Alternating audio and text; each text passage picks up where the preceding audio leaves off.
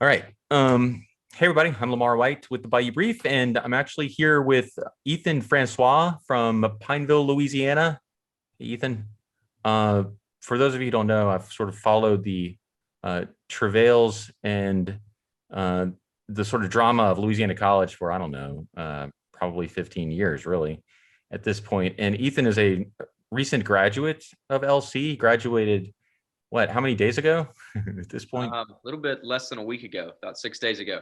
Congratulations, first Thank of you. all, with a bachelor's in science and business. Yes. Cool. And also as a is working or volunteering or we could talk about your position, but you're doing good work right now, Yes. uh, involving the Real city of good. Alexandria and the federal government, and it's good stuff.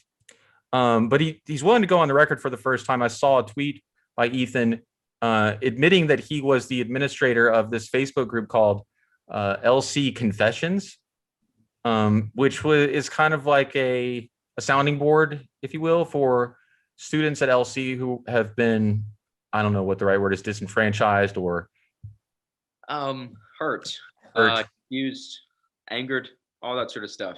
Yeah. For those who don't know, the school implemented a social media policy not long ago, maybe a year and a half ago, that was pretty draconian and arguably, one could make a First Amendment argument against their social media policy as well, that it infringes on students' fundamental right of free speech.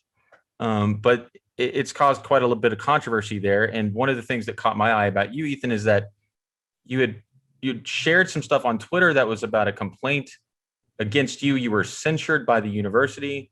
Yes. So yeah, if you want to get into some of this, we just talked off camera. You were a student there in 2016. You're in high school. You dual enrolled there, and then you became a student officially in 2017. So were you, I guess, bright-eyed and bushy-tailed until what point did you decide that maybe things weren't what they seemed?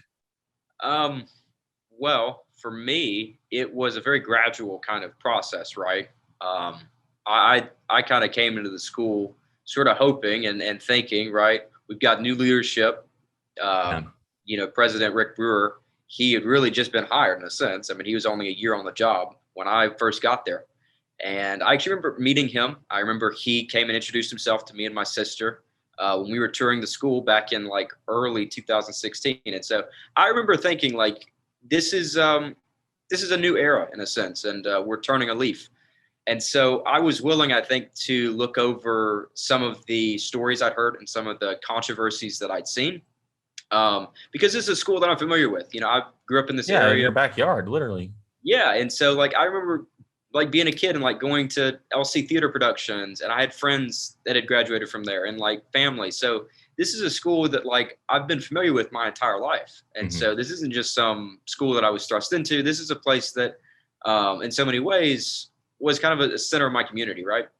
And so I really much felt a part of this family even before I got here. And so when I enrolled, I think I was willing to kind of just hope that everything would be okay. And but there are already some cracks that I think were starting to show. Yeah. Um, I can go ahead and let people know what yeah. the context here is, because I know you weren't around for Joe Aguilar, but Yes. the former president of LC is a guy named Joe Aguilar. He you can look him up on, I recommend looking up on Wikipedia because it's astonishing how thorough his Wikipedia entry is. Indeed. It's really like, there's a book to be written about Joe Aguilar, I feel like. It's a, it's a sort of crazy story about really a megalomaniacal, guy with a messianic complex, whatever you want to say, who came in and utterly destroyed the school or Oh, yeah. nearly destroyed it.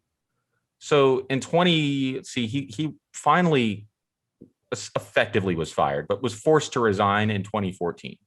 And then, so yeah, and then Rick Brewer, after I guess an extensive, maybe national search, they hired this guy named Rick Brewer. Where was he from before? What was the name of the school? I believe Charleston Southern. He was president Okay. there. Yeah. Yeah. Yeah. And he's like I mentioned to you earlier, he's a South Carolina graduate. Yeah. Um, Came in, and I think that there was a lot of goodwill Oh, for him at absolutely. first. Yeah. Absolutely. So what's just sort of surprising about the whole what's happened recently? So what you're referring to, I guess, I kind of know this because we spoke earlier, was the first thing that kind of hit the fan was your sophomore year. There was a Yeah. lawsuit that alleged that he had said something about a coaching applicant's Jewish Right. heritage. And that was, I guess, your first maybe Sign. clue that something could be wrong. Yeah. From what I recall, he said something to the effect of, "We don't want any Jewish blood here," or Hmm. something like that. Yeah. Um, A you drop know, of Jewish and blood. Yeah. it was surprising. If I'm not mistaken, the Advocate covered it, That's right. Yeah. It was the and coach got a lawyer out of Baton Rouge who did a really good job. They actually settled out of yeah, court. I like the Um, Advocate. So I read the story, and I remember going, "That's not right." And so if that happened, there would obviously need to be consequences. And yeah. so that was something that I even remember tweeting about at the time. And I This can't even. before the social media policy came Oh into yes, effect. Okay. yes, Yeah. absolutely. I think I even tagged him or something. Like I might have tagged the school. I can't even remember now, but I do remember just this feeling. And I was talking about it with my friends, and they were all equally surprised. There was a So, large group of us who kind of came in around the same time, and and so we all was had. President Brewer pretty welcoming to you guys as a new class? I know it was kind of like, Uh, I mean, really, you have the chance to reinvent this school, yeah, right? yeah. And to his credit, he was a very inviting and very welcoming presence early on, and he seemed to have these kind of ideas to make the school more, I guess, known for its academia, right? Hmm. And that seemed to be the impression that we were getting. That in a sense, he was going to take this institution that had been rocked by controversy, this place that had nearly been shut down, and he was going Really to did. remake it and make it this place that was almost like Duke University, like right here in central Louisiana. And I don't know, like that felt like a really, really good thing to be a part of, especially early on. But um, after that, that was kind of the first sign that there was maybe something else going on, and that there was a bit of a problem here potentially in leadership. And so I think it caused me to pay a bit more attention. What And happened after you tweeted that? um, Anything at all? nothing at all. I think maybe I did have a faculty member come and talk to me about it, but it was casual, and it Yeah. was just I saw your tweet, and like we all like feel that way basically, that it was insane, and that he probably said that because like stuff has been said at like faculty meetings that was insane, and we were like, you can't say that.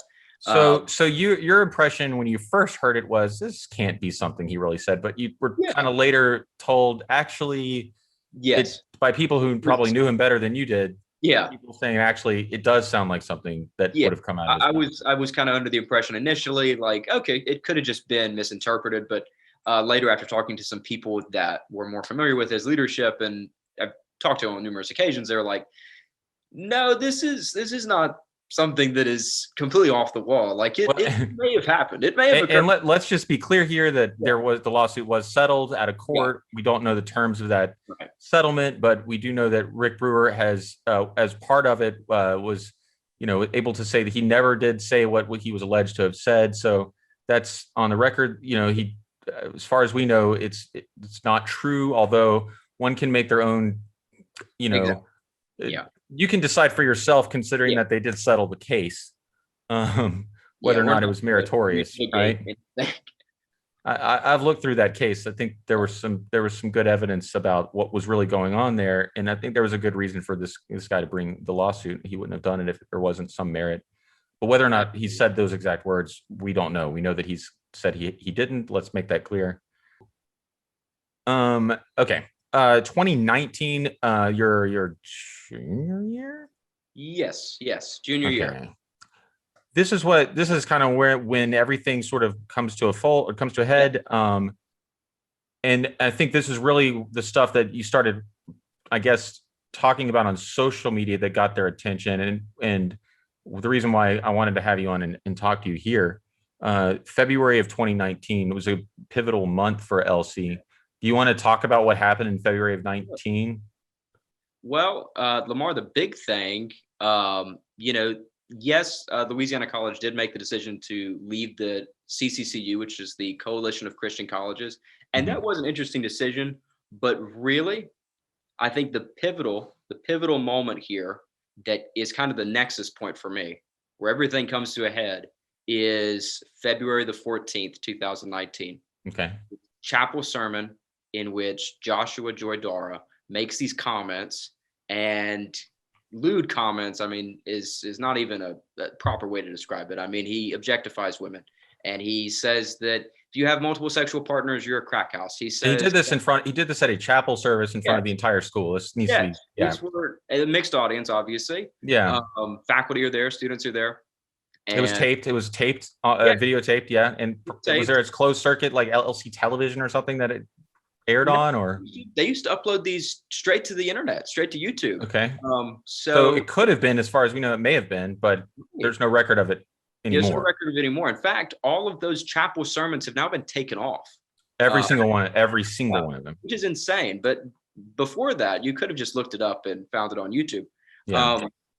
So, anyways, this happens, and I was shocked. In fact, I remember even looking around, and even Rick Brewer seemed to be surprised by what had been said.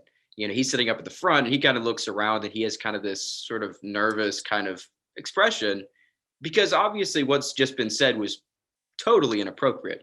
After that, we have class. I have a class at 12:30.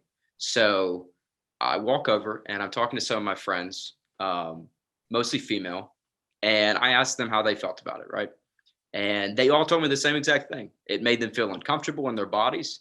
It made them feel like, if they had premarital sex or had several partners, that they were somehow worthy of scorn or abuse, or not worthy to live long, healthy, fulfilling, prosperous lives.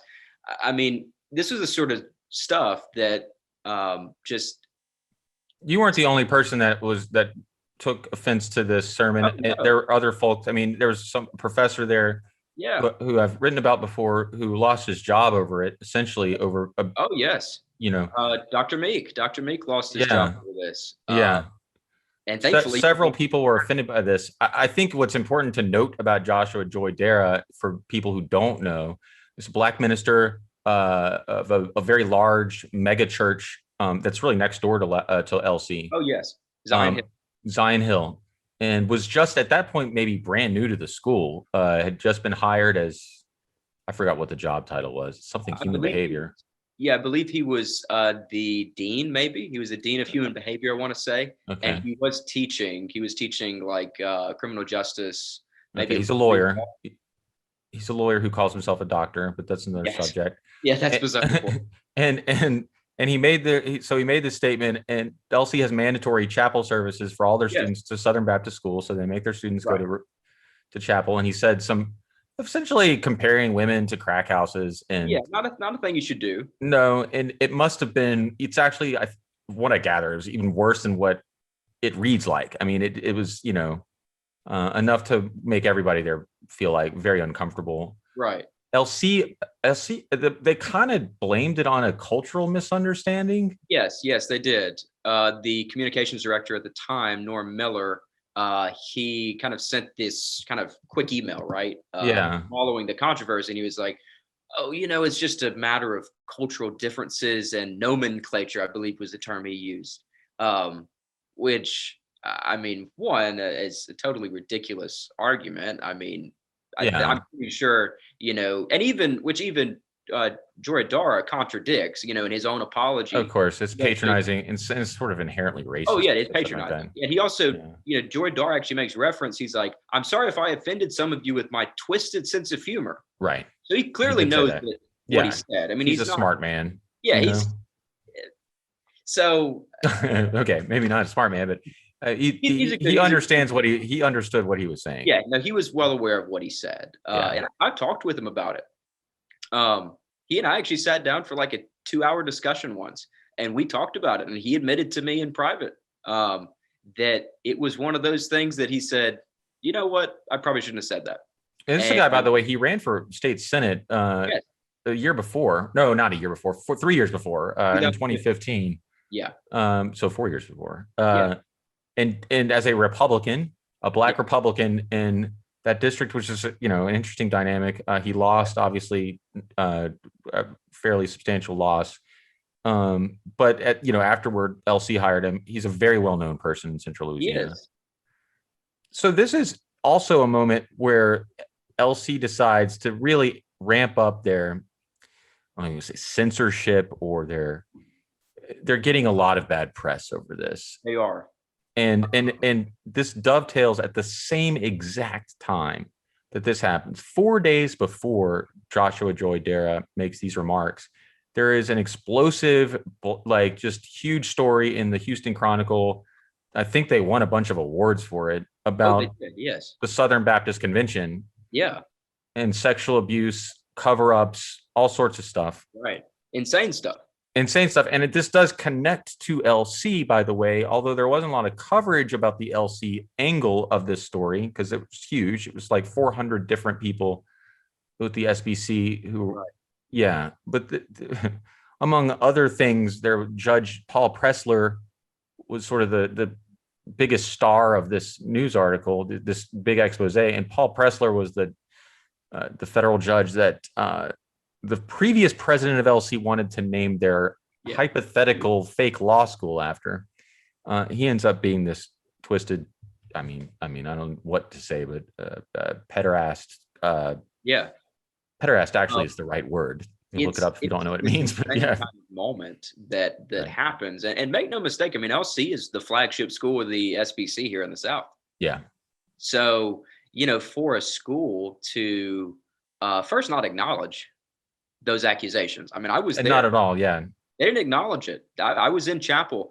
I was in the BCM at the time, and I fully expected, there to be some sort of statement, some sort of admission of, hey, you know what? We don't always do things the right way, and we've understood that there have been some pretty serious accusations here, and we want to do everything we can to cooperate and help people understand that this just isn't who we are. And they did eventually say something, right? Or did they not? I thought that Rick Brewer may have made some sort of statement. It may have been later on. But I think eventually, yes. Yes, he did. But even then, if I remember correctly, I don't think it was even as perhaps harsh as maybe they have likely said and have said about some of the sexual abuse scandals in the Catholic Church. In the Catholic Church, yeah, and also juxtapose this with the fact that, like, what you mentioned earlier about the Coalition of Christian Colleges. So the reason that they bowed out of that was because of a disagreement about gay and lesbian students, right? So there's all sorts of hypocrisy going on here. You're involved in member of this Southern Baptist Convention who not allegedly. We know there were cover-ups. It's been David, the head of the SBC, admitted this, right? Yes. Yeah. So the reason you've decided to sort of speak out, you just got your degree and you're done with the school. Yes. And I know you don't want to undermine the value of your own college degree and not at all. What's best for the school. There are some good things that have happened. Absolutely. Right? Absolutely. There have been. What's the warning to what do you want to express? So what's the warning that you have for people about what's going on right now and what you'd like to see corrected? I think I would say this, right? I think LC is one of the great schools that gets in its own way. I think it has so much potential. It is a beautiful campus, and it's won many awards because of that. It's not only a beautiful campus, it has a lot of great faculty members, great professors, people that care about their job, that are knowledgeable, folks that really care about their students. It also has a great student body. These are some of the most passionate, hardworking, honest people that you'll meet. I was really surprised when you told me that there's a substantial proportion of the student body population is African American. Yes. A lot of people would be surprised by what they've been able to. Absolutely. The diversity targets they've been meeting some diversity targets that are really great and good news. But at the same time, right. The reason that I think that LC Confessions was a page, and the reason that you felt compelled to speak out is it sort of all begins at this moment in February of 2019. Yes, absolutely. So let me run through what happens here. Right? Yeah, go ahead. This is quite insane. Yeah. So I was at the time I'd been first elected to serve as sophomore representative around 5 months before in September of 2018. And I was gearing up for essentially to run for president of SGA, the Student Government Association there at Louisiana College. And so I also felt even more so, if I was going to be the leader of this organization, that I really needed to speak up and kind of go ahead and make my stance clear on a lot of issues that were important to people around my age and folks that went there. And so that was another reason why I felt it was important to speak up, just so that I could be on the record about some things. So in the run up to all of that, all of this happens. And in the end, actually, I did end up losing that campaign for president in really mysterious circumstances. This is actually kind of funny. So months after this result, after I was kind of narrowly defeated, some folks said, which as a kind of side note, the one of the people I was running against, the VP candidate that I was running against, was actually overseeing the voting process.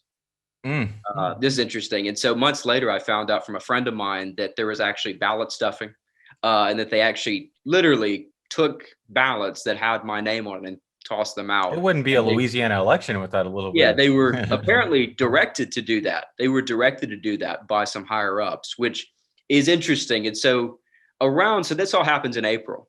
So post-April, this is near the end. I had a BCM, essentially summer mission challenge or whatever. So we go to clean up this local camp, and I'm walking with this friend of mine. We're out in the middle of nowhere, and we're like essentially just helping the community in some way. And this person looks at me and they go, "Do you know this page, this LC Confessions page?" And I was like, "Of course, I follow it. I love it. It's great." This person said to me, "That's me. And I'm graduating in a month. And I think you'd be a great person to lead it." So they give me this page. I reboot it. I restart it in a sense. And from the very beginning, it became this way for students to even more so kind of comment on matters that were now related to ongoing controversies. So before, there was a very juvenile aspect to Louisiana College Confessions, and that's no reflection on the previous administrator, but it was more like gossip and, who is kind of dating who and what professors kind of think about the gate or whatever, which for those of you that don't know, in 2018, Louisiana College installed this gate right at the back of campus to avoid kind of people driving through at, insane amounts of speed. Cut through this. Yeah. You could cut through the school. Yeah. Well, it's kind of become a joke, and it's sort of become a catch-all term for kind of the problems at LC. People will reference the gate, the Louisiana College gate, as kind of this catch-all for problems that administration thinks they're solving, but they're not really solving. They're just essentially virtue signaling, right? And so when I kind of took over, it became much more focused on, here's some actual controversy that's happening. So at the time, it was the chapel controversy. It was, here's what Inside Higher Education is saying. Here's what some other folks are saying online, and amplifying those voices and making sure that students had resources to understand that the college that they may have chosen because of its Christian values just was not living up to those values in private. And that was kind of that was my introduction. And I ran that account until the social media policy went into effect, which was in August of 2019, the following semester after the chapel controversy. Okay. And get this, Lamar, this is insane. I spoke to a faculty member around that time, and I was told directly by them that this policy was designed because they could not expel me before. They literally crafted the social media policy to expel students who commented on the chapel controversy.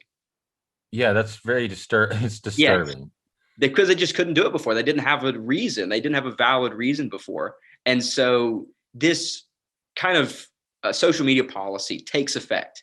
And I, who had been employed by Louisiana College for, at that point, around 9 months, I lose my job. I was a writing instructor. I worked at the writing center, which was not just losing the funding for that particular program. They fired you? Yes, I was a contracted worker. And I made minimum wage, Yeah. but that was my only job at the time. Yeah. And that was my main source of income. And so the new semester begins and I wasn't on the schedule. So I got to talk to my supervisor, right? I went to go see what had happened. So I talked to my supervisor in their office, and this person says to me, "You're a great worker, Ethan. We love what you do. There is no problem with anything you've done last semester. In fact, I would say you need a promotion." Mhm. I said, why am I not on the schedule? Why am I being fired? And this person looked at me and said, "Well, it's technically not my decision." And so I looked at this person. I said, "Well, whose decision is it?" And they got very quiet. They didn't say anything for a long time. And finally, they said, "You need to let this go. You need to move on. You need to get a job elsewhere. And you need to just act like none of this happened." I'm not the sort of person that when a person says, "You need to stay away from this," I typically take a second look. And so I scheduled a meeting with the VPAA, the VP of Academic Affairs. Yeah, I'm glad you're bringing this up. Okay. What's her name again? Sorry. Dr. Cheryl Clark. Cheryl Clark. Okay. And she was the person who essentially oversaw my program, the Writing Center. So I figured this would be the perfect person to talk to about all this, right? And so I met with her August the 27th, 2019 specifically. This was about 3 days after I met with my supervisor. Right before I went into her office, she asked that I leave my phone and my backpack outside. Do you know why she said that? Well, probably she's been recorded before, but She actually said that. She actually joked. She was like, "I don't want you recording anything that I might have to say." yeah. And she said, "I prefer that my comments be off the record." And there was a very good reason for that. So she confirmed my suspicion. She said for a fact that I was indeed fired from the Writing Center because I commented on matters that were outside of my expertise. And that being the chapel that Yes. Joshua Joy Darrett. I talked about Joshua Joy Dar online. Yeah. She explained that there were sometimes, in her own words, dire consequences for commenting on things that you don't know anything about. But I don't understand this. Hold on. Well, why don't you know anything about this? You were literally a witness to it. This is part of the thing, Lamar. They have this entitled sense that if you are not, I don't know, a PhD in administration, that you somehow can't have an opinion on matters that affect you as a student. And so during our 20, 30-minute meeting, she called me arrogant, childish, unintelligent, misogynistic, prideful, a number of other epithets. By the way, I'd say even if you are a PhD, there was a PhD who was fired over this. Yeah. So even if you are a PhD, you apparently can't say anything that's negative about the school. And this is the best bit. It's not necessarily negative, by the way, about the school. I mean, it's anyway. At the very end of all of this, I said this finally. I said, "Well, Dr. Clark, if I offended you personally with some of my comments that were a little biting at the school, I would like to apologize. I'm simply trying to hold members of this institution accountable." Here's what she told me, verbatim. She said, "If you want forgiveness, go to a church. There is no forgiveness at this school." She also told me that if I did not curb my social media habits, that I would be expelled from LC, and she would see to it personally. Yeah, that's 100% what she told me. A month later, I decided that, you know what, it was probably in my best interest to lay low for a bit and just wait for the whole thing to blow. They were watching you. You knew that they were watching me. In fact, I talked to a faculty member around that time, and they told me directly. They said, "Look, Ethan, they are looking for a reason to expel you. They do not want you at this school." They said, look out. Just a few things. I mean, just my commentary on this is, first of all, I think the academy should be at the open and free exchange of ideas. If it's not, then you're just antithetical to the whole idea of a college. So it has a chilling effect when you find out that, a peer of yours like you, Ethan, would be threatened with expulsion simply for questioning or criticizing very obviously a mistake, this comment that he apologized for. So he's acknowledged already that what he said was out of line and not right. That the other thing being, and speaking to someone who's done a lot of stories on the Joe Aguilar era, what bothers me about this is that if they had this policy during the Aguilar era, I mean, things were already pretty draconian Right. during that time anyway, but the talk about stifling what little Yeah. information there was and what little criticism that did get out about what was going on. It gets worse. It gets worse, Lamar. Get this. So after 2019, when Louisiana College was shuttered due to COVID-19, it rightly closed its doors. Yeah. Well, because of that, so we were unable, because I was now parliamentarian of SGA. I was one of the most qualified people to run for president. So I ran for president, and that year, because obviously we couldn't hold elections in a traditional format, Yeah. we did it majority online. I was elected by my peers, dutifully elected as president of SGA. This was a role and a position that was confirmed by everyone that was a part of SGA. In fact, it was even more confirmed by the fact that the acting president at that time conferred all of her paperwork to me. And I became essentially president from that day forward. That would have been in April of 2020. Okay. A few months later, in July of 2020, you may remember this. The Trump administration, former Trump administration now, the former Trump administration official at ICE had suggested a policy, or maybe this policy had actually, I can't remember if it was actually proposed or if it actually went into effect. But whatever it might have been, this was a policy that governed the HB1 visa status. Yeah, I definitely remember. Yeah. And, that bothered me because, folks may not know this, but we have a very active student population of Brazilians, of folks from all over the world. And these are folks that I know. These are folks that I go to class with. These are people I like. These are people that are some of the. Yeah, I mean, yeah, it's like that in a lot of schools. I mean, I went to law school at SMU. We had a ton of Saudi Arabian kids. And in LSU had a bunch of Chinese exchange students, or not exchange students, but people that were on that visa. So yes, anyway, just to say it affects everybody. This is all I did. All I did was simply tweet out a message asking how Louisiana College was going to deal with this policy if it were to go into effect. How are you going to make sure that our students aren't deported simply because of some ICE policy? That's all. That's all I tweeted. So I'd also around that time. This is during the summer, by the way, right? Yes, this is all during the summer. During that time also, they had revamped their Welcome Week kind of, which is a student orientation kind of group.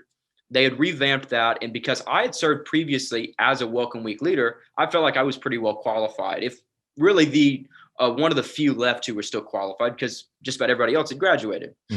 So I felt like I was pretty well qualified. So I filled out an application to be a Wildcat navigator, and sent this out actually around the same time I sent the tweet. Well, I didn't think anything of it. These are two unrelated things. I want a job at the college, but I also, I'm curious about how they're going to deal with this policy. So it's about 2 weeks before my senior year begins. This is August now, August of 2020. I get an email, and it's from Dr. Brian Manuel. And Brian Manuel says, we need to meet about some disciplinary matter. Well, I was confused, but sure. I went into his office, and I was formally censured by the institution for the tweet. That's it. In fact, it was, I believe, threatening, harassment. Who are you harassing exactly? Who knows? The college, he actually said to me in that meeting, he said that there were members of administration who felt personally threatened by my message. Yeah, that's bullshit. It's just total bullshit. He said there were people in administration who felt so harassed by my constant, I can't remember how he put it now, but as if this simple message had just sent shivers down people's spines, just asking a simple question. He told me, he said, next time, he said, if you really want to do something, just schedule a meeting with Dr. Rick Brewer and talk to him personally. You don't have to go on social media and tag him. That's just not how we do things. Well, I said, you know what? I appreciate that. I will talk to him in the future. So it's cut to first week of classes. I'm SGA president. I schedule a meeting with my fellow peers who are returning, who are also in SGA. So this meeting is scheduled for Wednesday. Well, I get a text from my vice president in our group chat Tuesday. And my vice president says, Ethan, did you know that our meeting had been canceled tomorrow? I said, no, I have not heard that our meeting was canceled. Let me go figure out what's going on. So I go over to the student center where our sponsor awaits. I ask our sponsor, hey, this is weird. I have to schedule a meeting and someone says that it's been canceled. I didn't know that you guys had any authority over what I do and what I don't do. Well, here's what she said to me. She said, Ethan, last night I got a call from someone in administration, someone high up, and they told me personally that we needed to take a second look at SGA, how it's organized, the Constitution, its bylaws, and especially the leadership.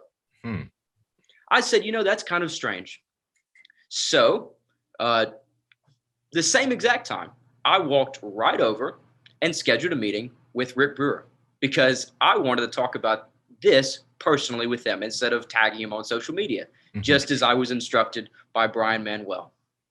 Well, I scheduled that meeting. It was at 9:30 in the morning. Would you believe he ignored me all morning? I got there 15 minutes early. He came out of his office. He looked at me. He walked right by me. I sat in his office for an hour. He never spoke to me. He didn't even look in my direction. He actually talked to other people instead of me. Chief Gatlin, who is the on-site police officer, came in. We talked. I actually talked to Chief Gatlin that morning more than I talked to Rick Brewer. Chief Gatlin. What's Chief Gatlin's first name? Chief Gatlin is the police officer who is essentially head of security over at Chief Gatlin. Yeah. He's a good guy. He's a nice guy. So anyways, I'm sitting there. Actually, I'll tell you who comes out. I see Cheryl Clark come and look in Rick Brewer's office. She sees me sitting there just like this. She walks right back to her office. About 15 minutes goes by. So I'm sitting there, and all of a sudden, guess who shows up? Brian Manuel. He walks right into Rick Brewer's office, and he tells me, Ethan, it's time to go. Now, I barely know this guy. I didn't know if he was joking or whatever. He looks at me and says, it's time to go now. I was like, well, that's a little strange because I have a meeting with Dr. Brewer.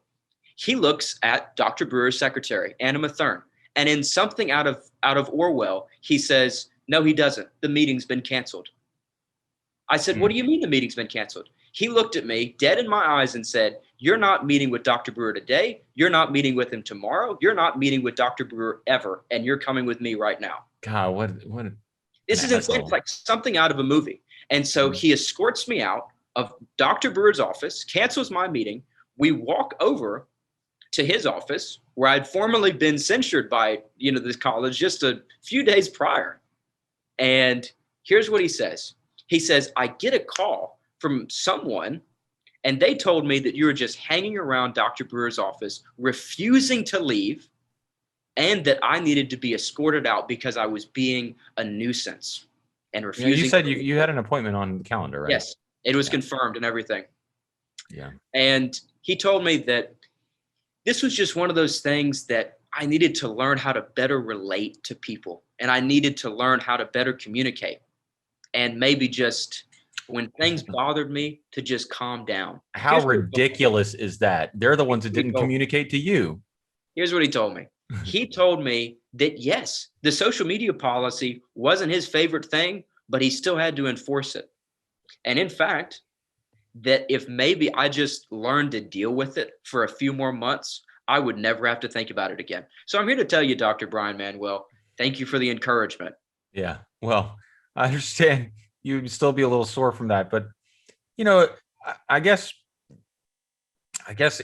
if there's anything to leave people with, and this is all sort of alarming. Obviously, you were not president of SGA. I mean, I'm assuming that they stripped the presidency from you. They did. They stripped the presidency from me. Like they literally changed. Because you asked about whether or not what the school would do about kids who may be up for deportation because of this administrative proposal that I don't think actually materialized in any real way. It was revoked. This was an international diplomatic crisis, actually. That's just so thin-skinned and weird of the administration that it's baffling and not really understandable. And I've seen the tweets, by the way, that you're referring to, and I'll add them to the podcast or this podcast or video, whatever you want to call it. I'll add to the notes from this conversation so people can look at it themselves. I don't see anything offensive by what you asked. I don't think any reasonable, objective person would. No, of course not. But I'm not sure what the school. I mean, who's enforcing this? Is this Rick Brewer that people need to be angry at? Is this when people that I know who contribute to the school, donors and people that believe in the school and want to see it succeed, Yes. when they hear a story about students being censured for just asking a really easy question, and look, social media, whether or not he likes it or not, is kind of how people communicate now. So they're going to have to figure out how to adjust to that new reality. But who do they really need to? I mean, is he really in charge here? What's going on? I guess. Well, Lamar, here's what I would say. These are people I know. Yeah. I've spoken with Dr. Rick Brewer in his office, obviously, Yeah. before all this, numerous times. I mean, I've had 2-3 hour conversations with him on Is he scared? I mean, he's a president of a school. Why would he be scared of an undergraduate who's there to talk to him? This is my kind of opinion of the situation. I genuinely believe that Dr. Cheryl Clark pulls the strings in a lot of ways at that institution. I really believe she's the provost, right? Yes, I believe she was the architect of the social media policy. Yeah, I think that's pretty clear. I think it's pretty clear that she was, because of her comments to me. This is the lady that lives in Victorian era, whatever. Yes. Bizarre. She's got this strange concentration in some esoteric writer from. Yes. Anyway, I'll add that to the notes as well. Yes. Cheryl Clark is her name. Yes, Cheryl Clark. I think she pulls the strings in a lot of ways. And because of her previous comments to me in private about wanting to see me expelled, I can kind of see the fact that, yes, she was probably orchestrating a lot of things behind the scenes. And I'm not trying to say that there was some great big conspiracy out to get just me. I mean, how many students are at LC undergrad total population? Ooh, I mean, it hovers between 1,200 and 1,500. Okay, so are they monitoring 1,500 undergraduate social media accounts? Facebook, Twitter, Instagram. To me, that would be just TikTok.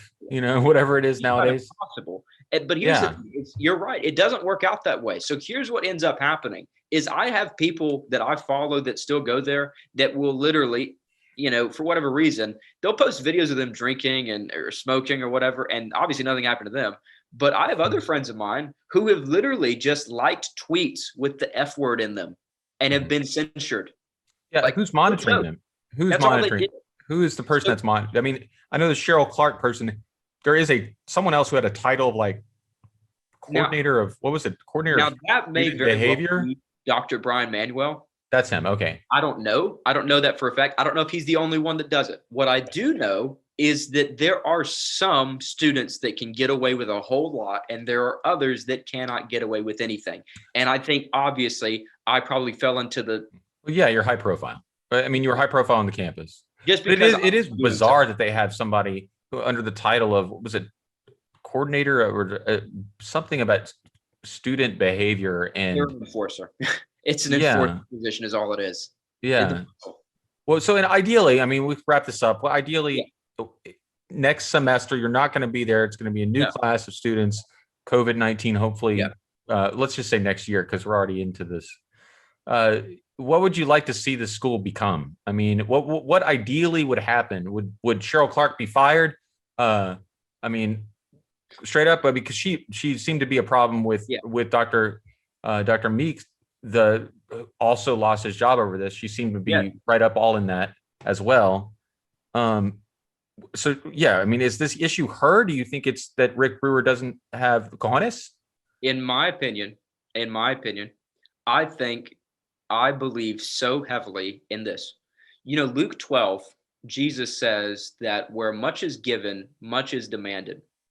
And I genuinely believe that. I don't just say I believe that, I do believe that. Mm-hmm. So here's what I think. I think if Louisiana College wants to say that it is a place of higher education and also a place that is dedicated to the Christian faith, that it cannot also be a place that is filled with hypocrisy about how it enforces the rules and the sorts of rules that are in existence. So I genuinely believe that either one of two things should happen, right? Either the social media policy, which is, as you said, draconian, authoritarian, and just rooted in, Proto-fascist. I would just go ahead and say it's proto-fascist. yeah, It reminds right. me of like something Goebbels would do. I mean, straight No, up. And I absolutely. hate to use that kind of rhetoric, but I mean, it's Yeah, no, just this is a crazy. policy. This is a policy that belongs in North Korea. This isn't a policy Right. that belongs on a private Christian campus in central Yeah. Louisiana. That's Yeah. insane.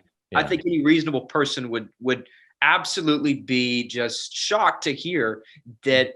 I mean, I can't even imagine what parents are thinking, that you are going to send your college, you're going to send your kid off to college, an And 18 year your old. money, by the way. Yes, and a lot of money as well. Right. But here's what I'll say: either the social media policy needs to go, or we need fresh leadership in terms of that. Can be either the VPAA, Dr. Cheryl Clark, perhaps finding a job elsewhere, or Dr. Rick Brewer finding a job elsewhere. Yeah. All I know is that something is wrong deeply in administration, that there is, I mean, it's that old saying, where there's smoke, there's Yeah. fire.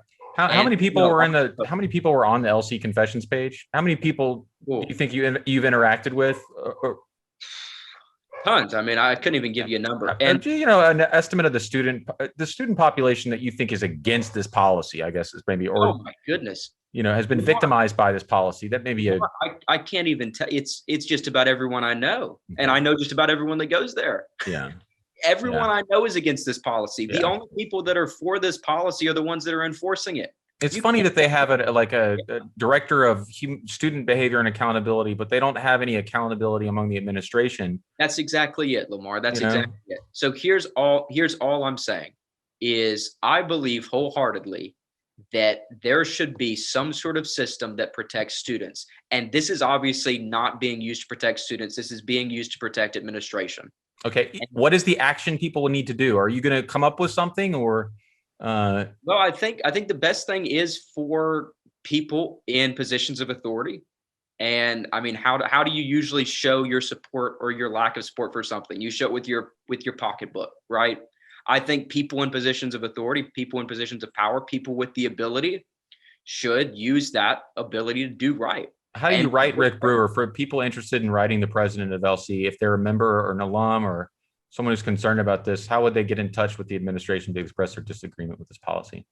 I think the best thing to do would be to probably call or email. I mean, they could even go and schedule meetings. I'm certain that he would be interested to hear that I'm not the only one that's concerned about this policy. How about when they have, student orientation in a few months, or when they have the next preview day? How about we have parents that are there and they ask questions like, if my kid happens to post an opinion that you guys disagree with, like, for instance, think about this. If my kid gets sexually harassed at this school and then posts about it or tweets about it, TikToks about it, are they going to get not only expelled, but are they also going to have to deal with the fact that their college wouldn't stick up for them? Because guess what? A sexual harassment claim is probably not going to make the college look good. No, it's not. We've got to protect students, and that's what I care about. So if parents are concerned about this, if other folks are concerned about this, go and talk to the people that really have a chance at making this policy go away, or making the people themselves. I'd want to make clear that I do not want to see this institution fail. I love this institution. I love this college. I have given so much of my time, my money, and my energy into making this place good, into helping this place be all that it can be. I love its values. I love its mission. I simply want to see it managed a whole lot better. That's all. Well, thank you. And I think that's clear. To me, it's clear in the fact that everything that you've done, everything you did as a student there was about serving that community. Absolutely. It's clear that you volunteered your time, your energy and your effort, and wanted to be a leader there on the campus. It's just a shame that it is that dissent is stifled the way it is there, and it does need to be fixed. This is not what a college should be about. Yes. And I know that people will say, look, it's, what you're getting into. It's a Baptist school. You know who these people are. You signed up for it. You shouldn't be surprised. But this is surprising, and this is a new development, right? I mean, this is not Baptist. What you signed up for, right? I know Baptists. Baptists aren't like this. Yeah. I'm sure you do know some Baptists. Yeah, they're good folks. Look, thank you. We're going to stay in touch, and is there any like so LC Confessions is done? It's no It's longer a over. page. They shut it down. Okay. But if people Yeah. wanted to follow you on Twitter, you have a Twitter account. Yes, What is your handle again? It's Ethan Francois _. Ethan Francois _ if people want to follow him. If you don't mind, I mean, I guess you want No, sure, followers. go ahead. Yeah. I'll be All right. posting about LC and other stuff. All right, man. Well, look, thanks so much. I'm going to end recording now. Thank you. All right, Thank you so cool. much.